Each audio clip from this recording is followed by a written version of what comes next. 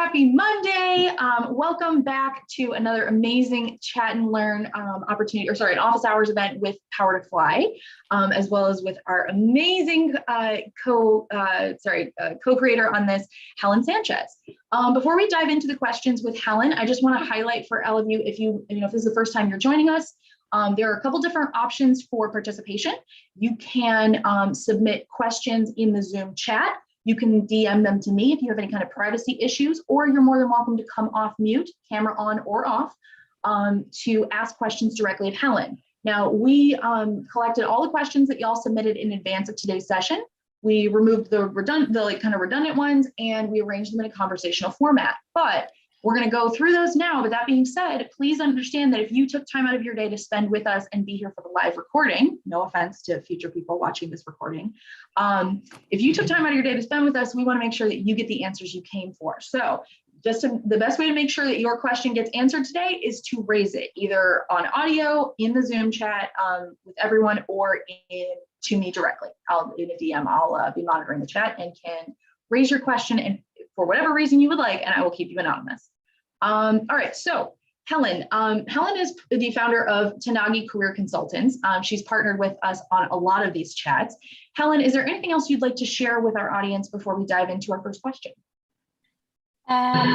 Just to give them a little bit of background, I have been a recruiter and recruiter manager for 35 years. I started Tanagui based on my personal experience with ageism and research on women, age discrimination in the workplace toward women. And I do career counseling and coaching for women over 40.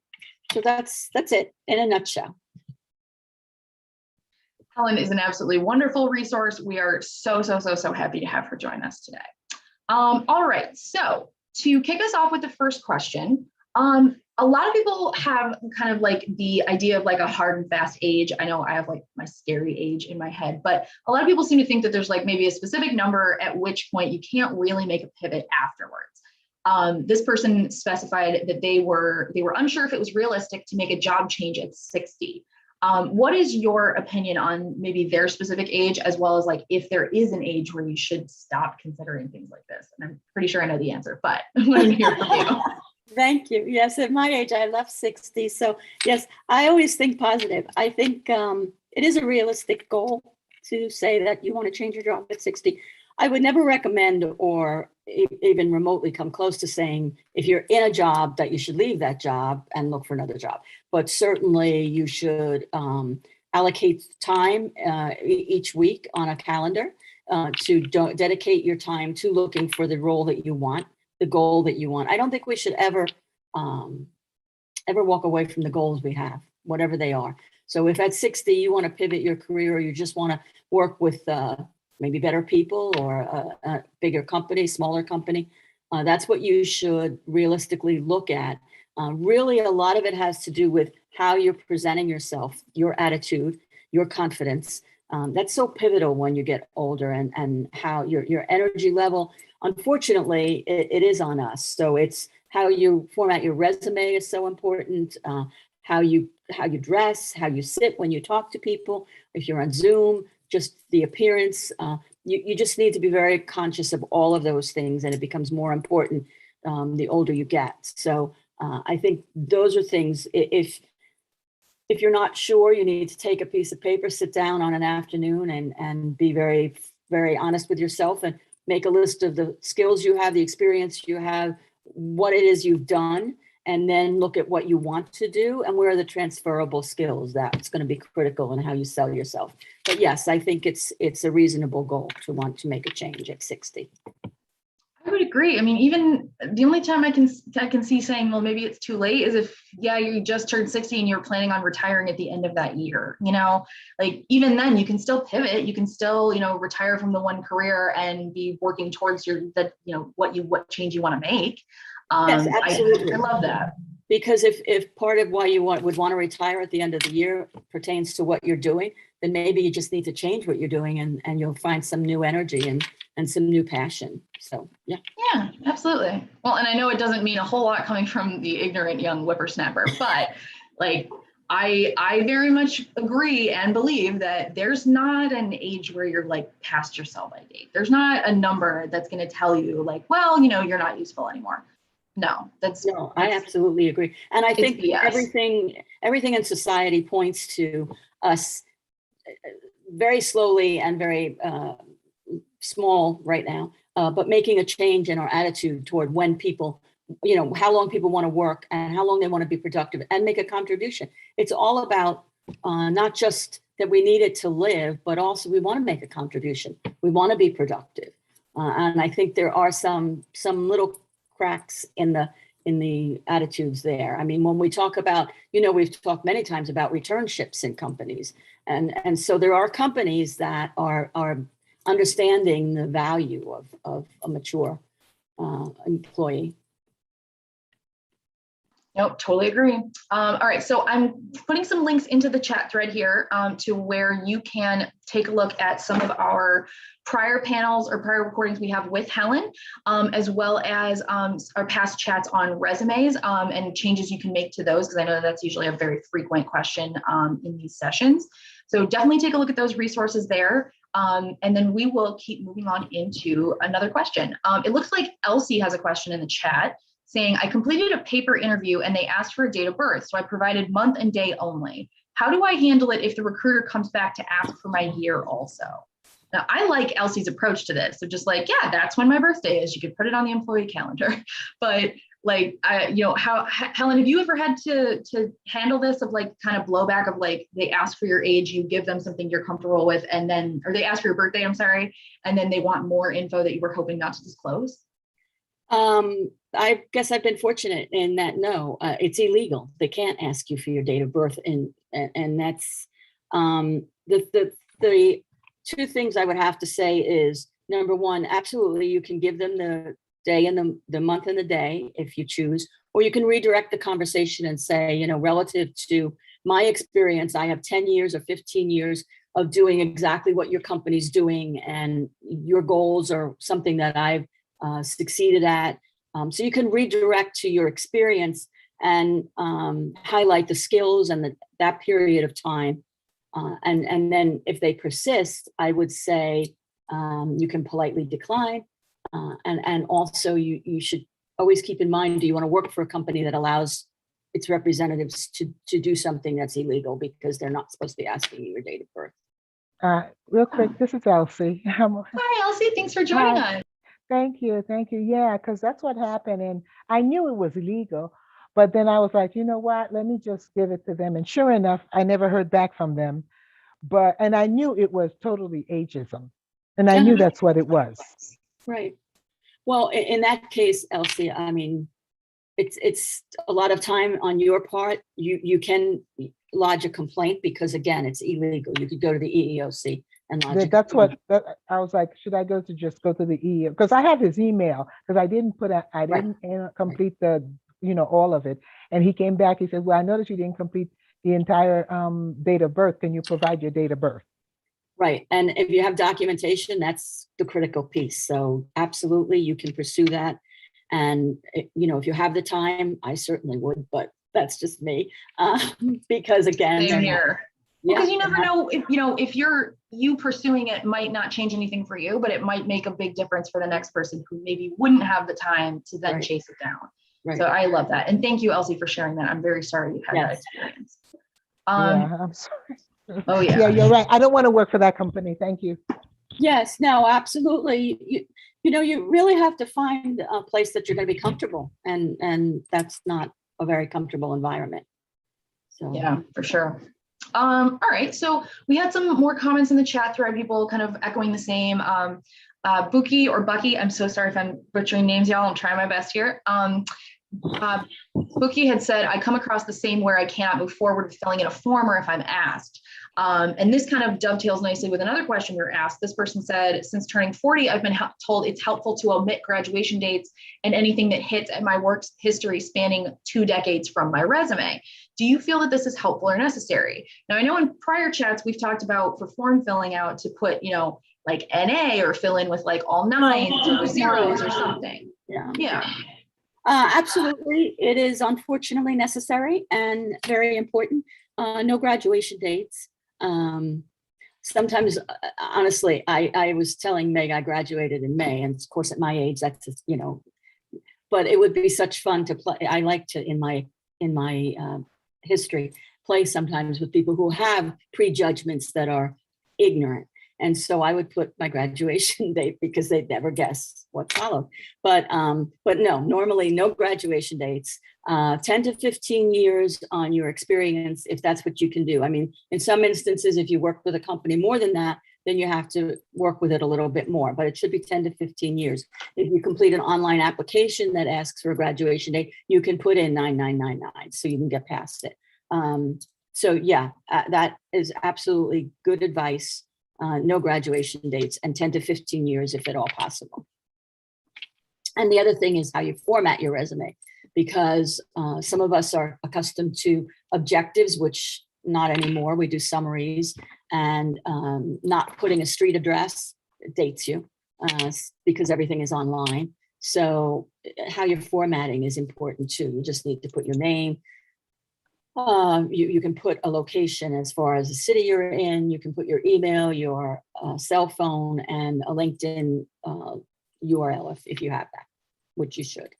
Yeah, and actually that kind of that highlights what Janice had said in the thread here, that their concern with LinkedIn is with putting their resume in LinkedIn or in the public view, is that it does have a chronological date of when you worked in certain organizations. Now, I mean, I know that there's not necessarily ways to get around that on LinkedIn if you want to be like listing what your current thing, like your current work history is, but like, do you recommend then like shortening your LinkedIn profile to only include what you would include on your resume then, or how would you handle that?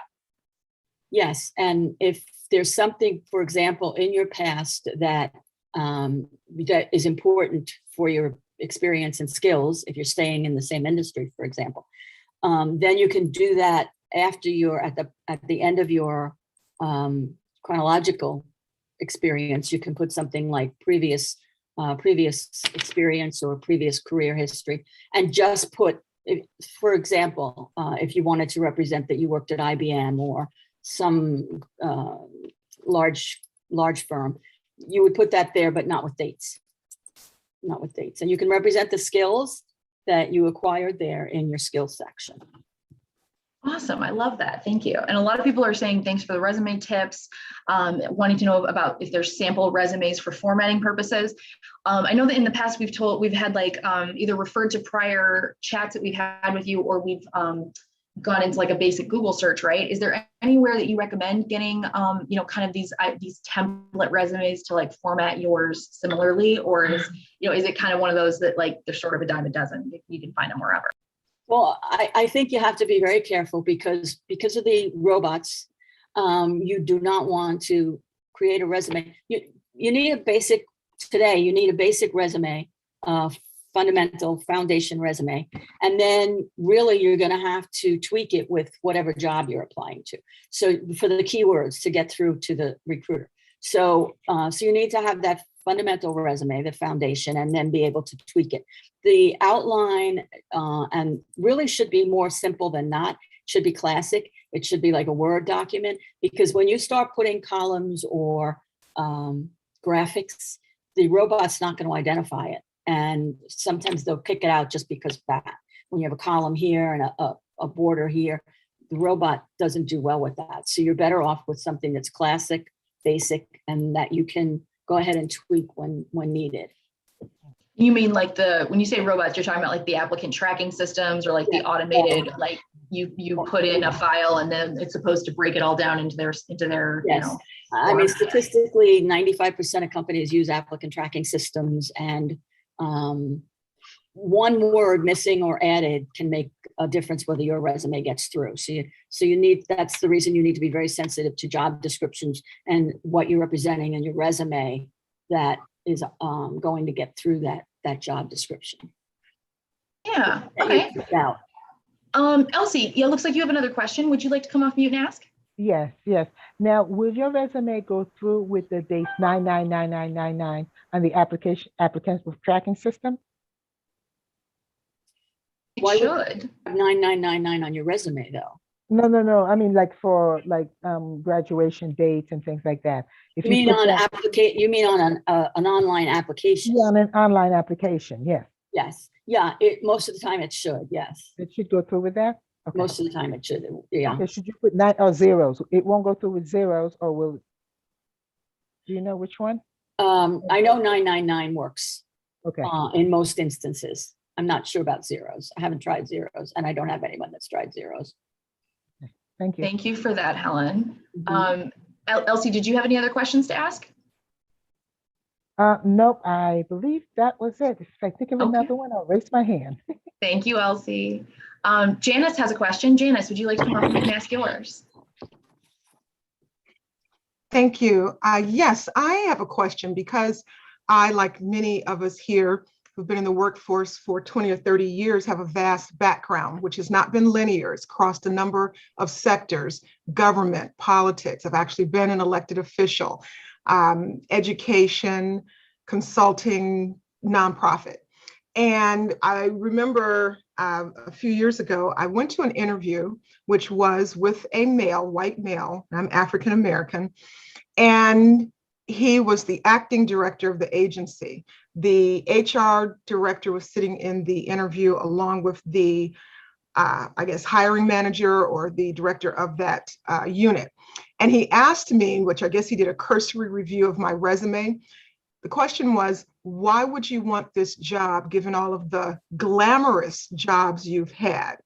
Which let me know he did not look at what I did in those jobs. He looked at the names of the organizations or agencies, and he assumed because I had worked with certain entities that going to a local municipality was beneath me. How would you handle a question like that? Well, I think you need to talk a bit about if you've researched the job that you're applying to and the company. I think you need to direct the conversation to what you're passionate about, and if that's what they're doing. Why did you pick that company to apply to? Is it a project? Is it their work that you are passionate about? So you can talk about your passion for their work, the contribution that you are confident you can make toward their work, and also wanting to align with an organization that has similar goals to yours. So you can kind of present that answer that, yes, I guess you might say you've been in positions that were in the spotlight. That's not your goal now. Your goal is to align with an organization that has a mission that's similar to yours, that has ideals and mission statements that are similar to yours, that are handling projects that you're passionate about. And that's where you want to put your energy and your efforts today. And thank you for that. I mean, that's what I did. Once again, I found that, and what I've been told by a career coach, when someone asks you that, it's because they're intimidated by your experience. It was a government agency, and the program was specifically programs that I had launched and managed. There were legislative mandates that these programs had to be in place. And clearly in my cover letter, and the reason why I was obviously in the interview selected over hundreds of people is because I'd had that experience. Yet he zoomed in on me working with, in his view, yes, I worked with a lot of recording artists and all of those, but not looking at the legislative mandates, the actual program that I launched for another agency for that municipality. And so it's, I think at the core of that question is, how do you handle being in an interview with someone that you are clearly more experienced than, but you do have a passion for what you want, for what that agency or organization does, and you want to work there? How do you massage that person's fears, who you do have more experience than? Right. I think two things. I think number one, if whatever you want them to focus on in your resume should be in your summary. It should be highlighted as your achievement in your summary, so that's the first thing they see. And this, in answer to your question, yes, difficult when someone feels intimidated by you, but you can talk about, you can Google research on it, cross-generational teams, and how you, I don't know if you've done that in the past, but if you have, certainly it's something you would want to bring forward, how you have mentored and how your, one of your passions is to be a mentor, to be involved in cross-generational teams, which are statistically more successful, more productive. And even though you're mature and you've had a lot of experience, you can always learn. Everyone can learn. So the cross-generational teams allow for us to learn from younger people and for them to learn from us, the patients. And really, you can highlight all of that. And if that person is totally intimidated by you, you're still not going to get past them. But you can put it that way. I mean, cross-generational teams are more productive.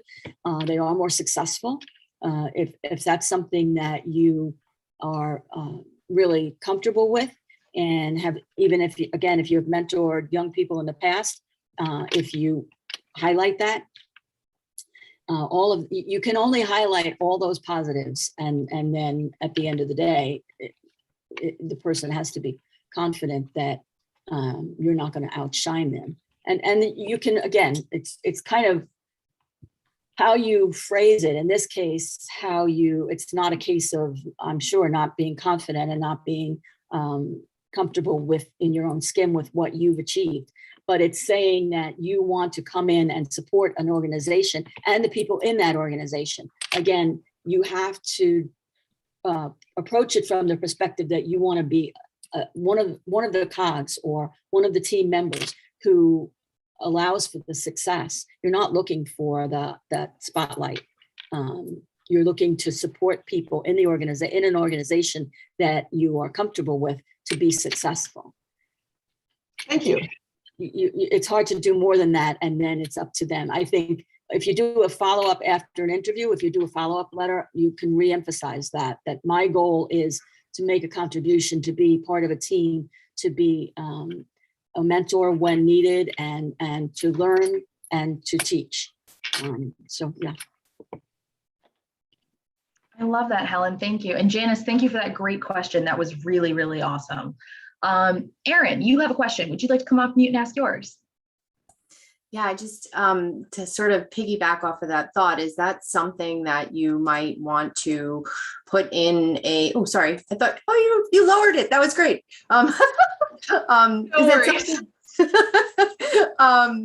Is that something you would want to put in a cover letter, like sort of summarize what you were saying about, championing the success of the organization as like, with a growth mindset and that kind of thing?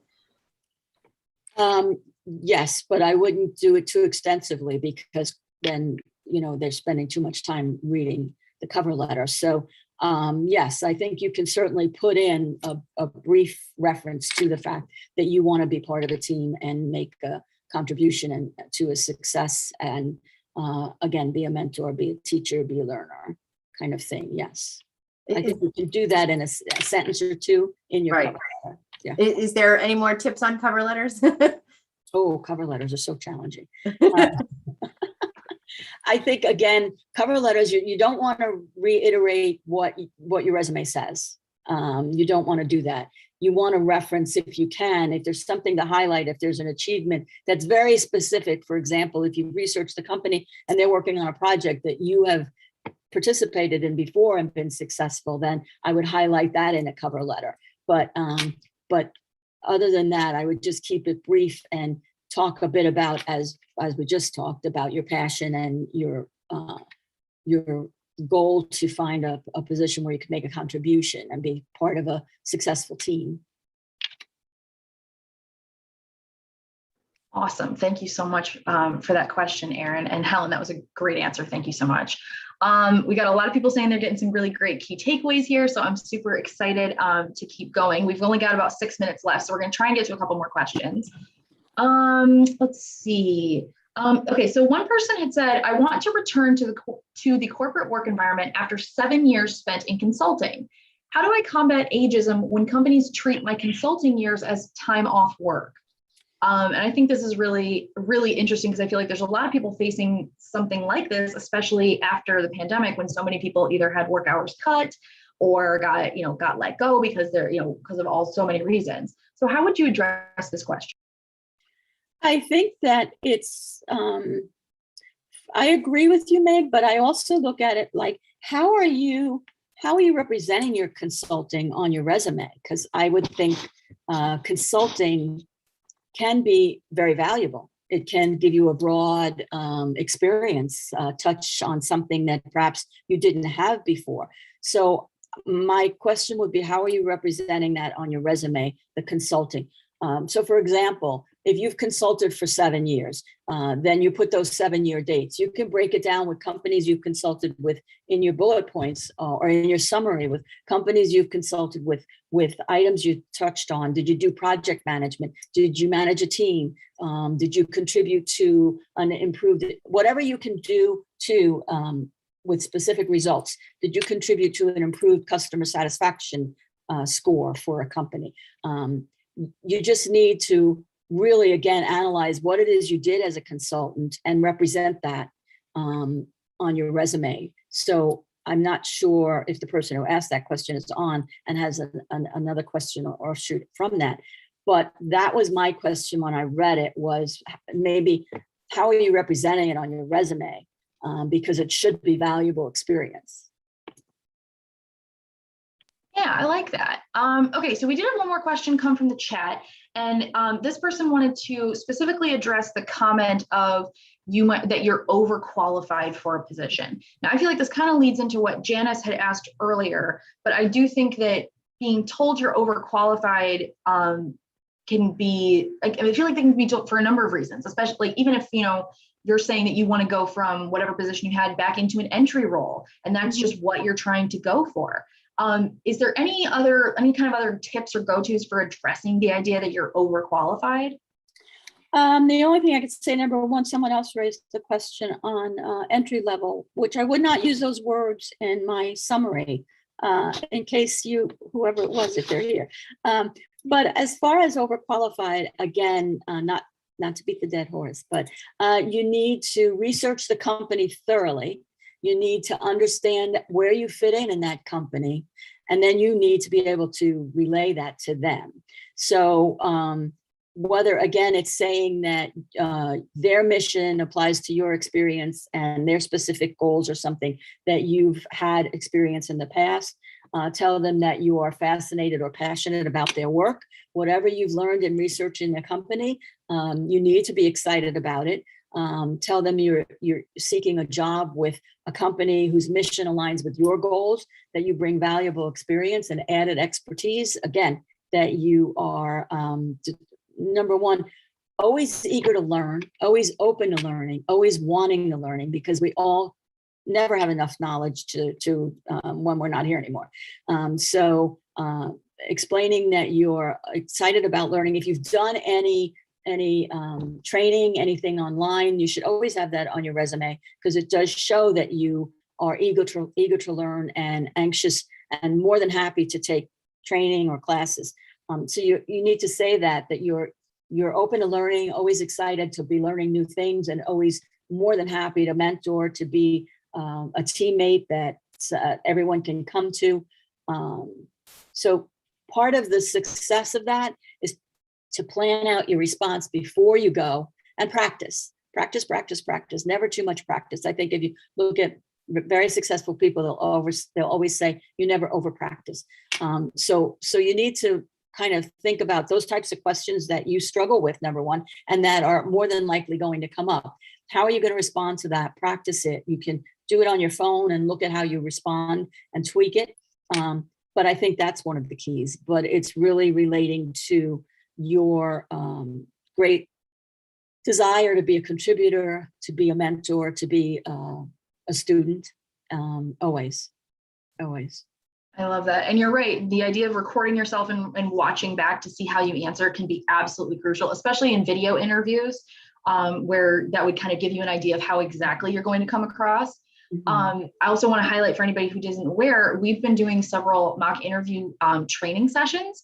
So you can come in and we have, question banks full of very similar or very common questions that get asked. And you get to ask them of another participant, and then you get to critique each other's answers, or say, like, I believed that you were really understandable here, but you kind of lost me in this, in this sentence when you went on in this direction or something. So I want to highlight those for people if you want to take advantage of those. Go ahead, Helen. I can see you want to jump in. Yeah, I just want to add before we finish. You do, however, need to look at your transferable skills. You need to bring value, even if it's entry level, you need to bring value. So you need to look at your transferable skills and look at what you've done, because there's value to it. And I'm sure that some piece of it will apply to what you're trying to do. So. Yeah, absolutely. We are at time. I'm so sorry, Janice, I see your hand raised, and I had a couple of really great questions come in the thread last minute, but unfortunately we are at time today. So if you didn't get your question answered, I highly recommend that you submit it for the next month's event, as well as keep those thoughts or keep those questions, because our September mini summit is coming up. It's going to be the 20th through the 23rd, and the entire theme of the summit is it's for early career connections and mid-career pivots. So if you are, looking to change your career or get back into the workforce after being gone for a while, definitely take a look at that mini summit. It's free to attend. There'll be a lot of really great connections that you can make, people that you want to, speakers you want to come listen to. So definitely take advantage of that. And then I want to say a huge thank you both to our audience, because you all brought amazing questions before and after today's session, but as well as a huge thank you of Helen for taking time out of your day to answer our questions here. Thank you very much. Thank you. Real quick question, if you have time. You answered something about where you had mock interviews. Is this something you have to register for on Power to Fly? It's on Power to Fly. I'm going to throw those links in the Zoom chat one more time. So I'll throw in, let's see, here's a link to where you can check out our upcoming live events. You can do a keyword search there to make sure you get to register for all the ones you would like. You can also check out our upcoming mini summit. So I'm sending that link again here. And then I'm also going to resend you the link to where you can connect with Helen if you'd like to, because obviously she has Tanagui Career Consultants. That is her business, and where she does, career consultations and things like that. So let me share that with you so that way you can connect with Helen. There's that. So yeah, definitely take advantage of our upcoming events. The mock interview session is the one you'll want to look for. I know we're doing one after the virtual job fair in September. I'm going to try and see if we can get another one pulled together for earlier in September, since the mini summit's not till later in the month. But yeah, we do mock interview sessions there. We do all kinds of stuff, and you can always check our backlog and look through our list of previous chat sessions. And I'll send you the link for that too here in just a second, but that's where you can go to take a look and search our archives. All right, there you go, y'all. You can search by keyword, you can try a bunch of different tenses, all kinds of stuff. So thank you to everybody who stuck around and stayed after. Huge thank you, and thank you so much, Helen. I always enjoy it. Yes, thank you all. Have a good day.